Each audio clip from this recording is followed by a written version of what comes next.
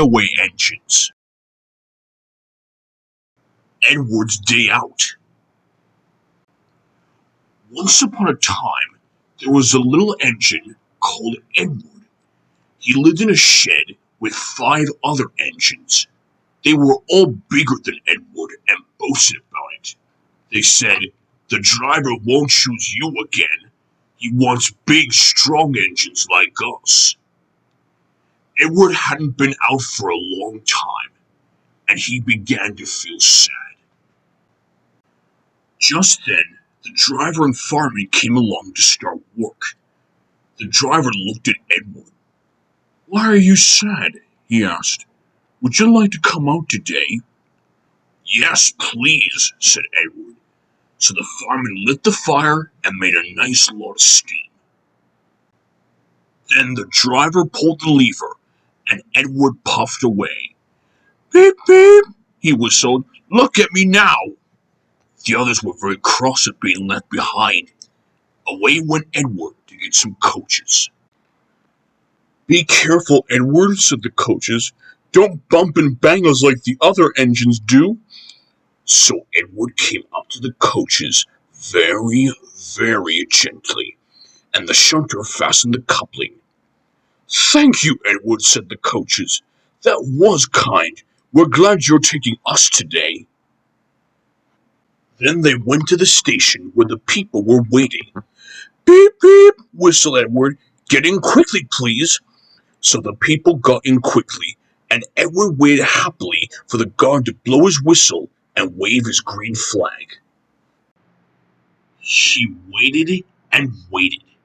There was no whistle, no green flag. "Beep, beep, beep, beep. Where is that guard?" Edward was getting anxious. The driver and fireman asked the station master, "Have you seen the guard?" "No," he said. They asked the porter, "Have you seen the guard?"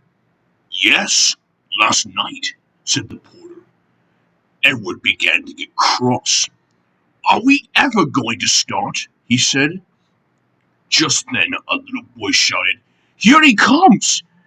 And there the guard was, running down the hill, with his flags in one hand and a sandwich in the other.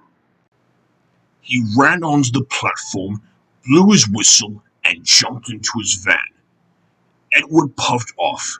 He did have a happy day. All the children ran to wave as he went past, and he met old friends at old stations. He worked so hard that the driver promised to take him out again next day. "I'm going out again tomorrow," he told the other engines that night in the shed. "What do you think of that?" But he didn't hear what they thought, for he was so tired and happy that he fell asleep at once.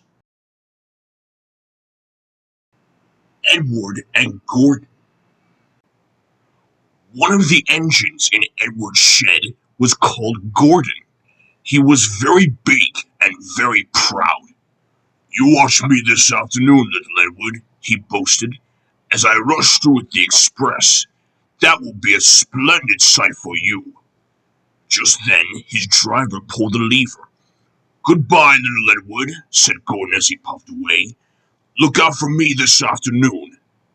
Edward went off too to do some shunting. Edward liked shunting. It was fun playing with trucks. He would come up quietly and give them a pull. "Oh, oh, oh, oh, oh!" screamed the trucks. "Whatever is happening?" Then he would stop, and the silly trucks would go bump into each other. "Oh, oh, oh, oh!" they cried again. Edward pushed them until they were running nicely, and when they weren't expecting it, he would stop.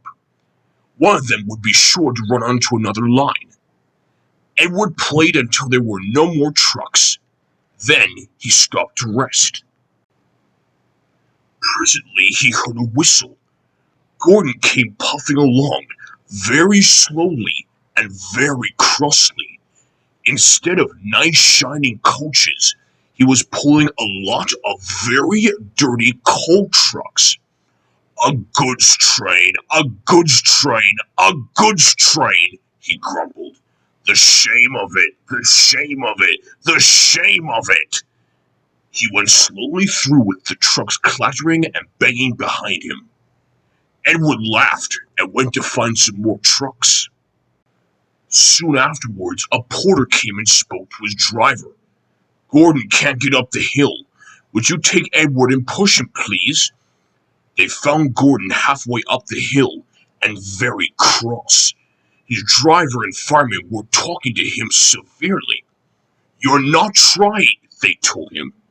"I can't do it," said Gordon. "The noisy trucks hold an engine back so. If they were coaches now, clean, sensible things that come quietly, that would be different." Edward's driver came up. "We've come to push," he said. "No use at all," said Gordon. "You wait and see," said Edward's driver. They brought the train back to the bottom of the hill. Edward came up behind the brake van, ready to push. "Beep, beep, I'm ready," said Edward. "Boop, boop." "No good," grumbled Gordon. The guard blew his whistle, and they pulled and pushed as hard as they could. "I can't do it. I can't do it. I can't do it," puffed Gordon. "I will do it. I will do it. I will do it," puffed Edward. "I can't do it. I will do it. I can't do it. I will do it. I can't do it. I will do it," they puffed together. Edward pushed and puffed and puffed and pushed as hard as ever he could. And almost before he realized it, Gordon found himself at the top of the hill. "I've done it! I've done it! I've done it!" he said proudly, and forgot all about Edward pushing behind. He didn't wait to say thank you, but ran on so fast that he passed 2 stations before his driver could make him stop. Edward had pushed so hard that when he got to the top, he was out of breath. Gordon ran on so fast that Edward was left behind. The guard waved and waved, but Edward couldn't catch up. He ran on to the next station, and there the driver and fireman said they were very pleased with him. The fireman gave him a nice, long drink of water, and the driver said, "I'll get out my paint tomorrow and give you a beautiful new coat of blue with red stripes. Then you will be the smartest engine in the shed." The sad story of Henry. Once an engine attached to a train was afraid of a few drops of rain. It went into a tunnel and squeaked on its funnel and never came out again. The engine's name was Henry. His driver and fireman argued with him, but he would not move. "The rain will spoil my lovely green paint and red stripes," he said. The guard blew his whistle till he had no more breath and waved his flags till his arms ached. But Henry stayed in the tunnel and blew steam at him. "I'm not going to spoil my lovely green paint and red stripes for you," he said rudely. The passengers came and argued too, but Henry would not move. A fat director who was on the train told the guard to get a rope. "We will pull you out," he said, but Henry only blew steam at him and made him wet. They hooked a rope on and all pulled, except the fat director. "My doctor has forbidden me to pull," he said. They pulled and pulled and pulled, but still Henry stayed in the tunnel. Then they tried pushing from the other end. The fat director said, "1, 2, 3, push!" but did not help. "My doctor has forbidden me to push," he said. They pushed and pushed and pushed, but still Henry stayed in the tunnel. At last another train came. The guard waved his red flag and stopped it. The two engine drivers, the two firemen, and the two guards went and argued with Henry. "Look, it has stopped raining," they said. "Yes, but it will begin again soon," said Henry. "And what would become of my green paint with red stripes then?" So they brought the other engine up, and it pushed and puffed and pushed as hard as ever he could. But still Henry stayed in the tunnel. So they gave it up. They told Henry, "We shall leave you there for always and always and always." They took up the old rails, built a wall in front of him, and cut a new tunnel. Now Henry can't get out, and he watches the trains rushing through the new tunnel. He is very sad because no one will ever see his lovely green paint with red stripes again. But I think he deserved it. Don't you? Edward, Gordon, and Henry. Edward and Gordon often went through the tunnel where Henry was shut up. Edward would say, "Peep, peep, hello," and Gordon would say, "Boop, boop, boop, serves you right." Poor Henry had no steam to answer. His fire had gone out. Soot and dirt from the tunnel roof had spoiled his lovely green paint with red stripes. He was cold and unhappy, and wanted to come out and pull trains too. Gordon always pulled the express. He was proud of being the only engine strong enough to do it. There were many heavy coaches full of important people, like the fat director who had punished Henry. Gordon was seeing how fast he could go. "Hurry, hurry, hurry," he panted. "Trickety-truck, trickety-truck, trickety-truck," said the coaches. Gordon could see Henry's tunnel in front. In a minute, he thought, "I'll boop, boop, boop," at Henry, and rush through and out into the open again. Closer and closer he came. He was almost there when, crack! Whoosh! He was in a cloud of steam and going slower and slower. His driver stopped the train. "What has happened to me?" asked Gordon. "I feel so weak." "You've burst your safety valve," said the driver. "You can't pull the train anymore." "Oh dear," said Gordon. "We were going so nicely too. Look at Henry laughing at me." Gordon made a face at Henry and blew smoke at him.